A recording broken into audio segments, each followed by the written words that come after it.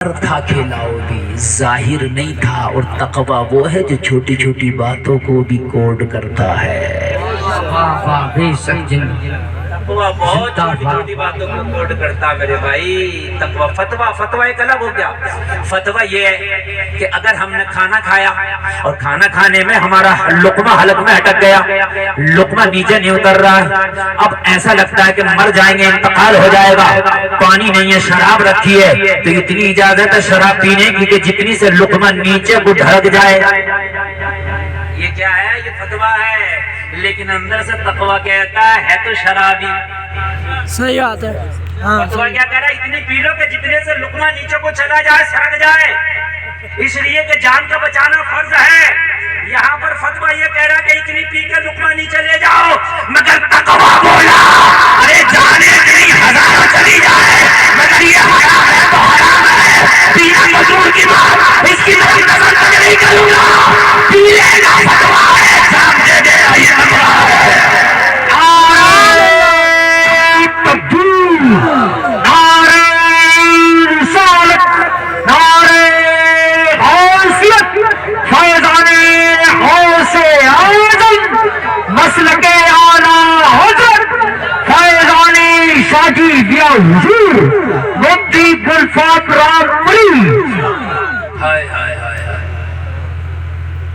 Ego کم کرو operator صاحب، تھوڑا سا ایگو کم کرو، آواز سمجھ میں آنا چاہیے۔ پی لینا یہ فتویٰ ہے، اور نہ پی کے جان دے دینا یہ تقویٰ ہے۔ سمجھ رہے ہیں آپ؟ اب تم پی لو ٹھیک ہے، وہ فتویٰ کہہ رہا جائز ہے، لیکن صوفیہ کہتے ہیں وہ فتوے سے اوپر کی چیز ہوتے ہیں صوفیہ۔ سبحان اللہ بولو یار۔ شاہ جی میاں کی بارگاہ کے تم پروردہ ہو، اس بارگاہ سے تعلق رکھتے ہو، یہ چھوٹی موٹی نہیں بہت بڑی بارگاہ ہے، اس پر بریلی کے احمد رضا کو ناز تھا، یہ وہ بارگاہ ہے۔ سبحان اللہ سبحان اللہ۔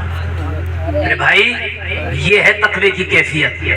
اور بہت سے لوگ تو شکے نکالتے پھرتے ہیں، بہت سے لوگ تو جو ہے گنجائشیں نکالتے ہیں کہ حضرت یہ گنجائش نکل آئے گی، وہ گنجائش نکل آئے گی۔ اور میرے بھائی تم فتوے پہ عمل نہیں کر پا رہے ہو تو تقوی پھر تو بہت دور کی چیز رہ گئی۔ یہاں تو فتوے پہ عمل نہیں، تو تقوی تو بہت آگے کی چیز رہ گئی۔ تقوی کی تو تے تک نہیں پہنچ پائے ہم، فتوے کی فے تک نہیں پہنچے تو تقوی کی تے تک کہاں پہنچیں گے، ہے نا؟ اور بات کرتے ہیں اولیاءوں کی، بات کرتے ہیں غوث قطب ابدال کی، اجی ہماری باتیں تو ایسی ہوتی ہیں کہ وہ بات اگر غوث اعظم بھی کرتے ہوں گے تو 10 بار سوچتے ہوں گے، ان سے بھی بڑی باتیں کر جاتے ہیں۔ آج ایک کا فون آیا میرے پاس، میں آ رہا تھا یہیں، کہنے لگا حضرت ایک آدمی ہے وہ یہ کہتا ہے کہ جب اللہ 70 ماؤں سے زیادہ مہربان ہے تو جہنم میں کیوں ڈالے گا، کہ ماں تو اپنے بیٹے کو نہیں چلا سکتی اور اللہ 70 ماؤں سے بھی زیادہ مہربان ہے، پھر وہ جہنم میں کیوں ڈالے گا؟ میں کہ تو کیسی بات لایا نکال کے، یعنی جہنم سے بچنے کا کوئی بھی راستہ بتاؤ، اسے کوئی بھی راستہ ایسا بتاؤ کہ وہ جہنم سے میں بچ جاؤں، کوئی بھی بتا دو کہ ہاں بھی بات تو صحیح ہے، سمجھ رہے ہیں؟ اور ساری قرآن کی جو وعیدیں تھیں، جو قرآن کی جن میں عذاب کا اللہ نے ذکر کیا ہے، ان آیتوں کو سب کو بھول گیا۔ وہ جتنی حدیثیں میرے نبی نے عذاب کے حوالے سے فرمائی ہیں ان سب کو بھول گئے، ایک جملہ یہ یاد رہ گیا، ہاں تو اللہ مہربان ہے، سن مہربانی مہربانی کی جگہ ہوتی ہے۔ بے شک بے شک۔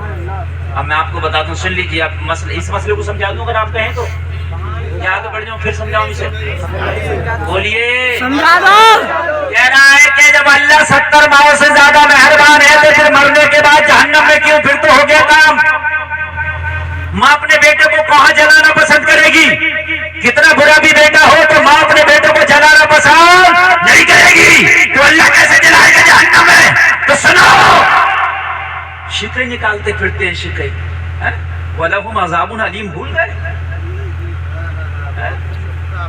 دردناک عذاب کو بھول، اِنَّ عَذَابَ رَبِّكَ لَشَدِيدٌ بھول گئے؟ قرآن میں کوئی یہ کی آیت تھوڑی ہے۔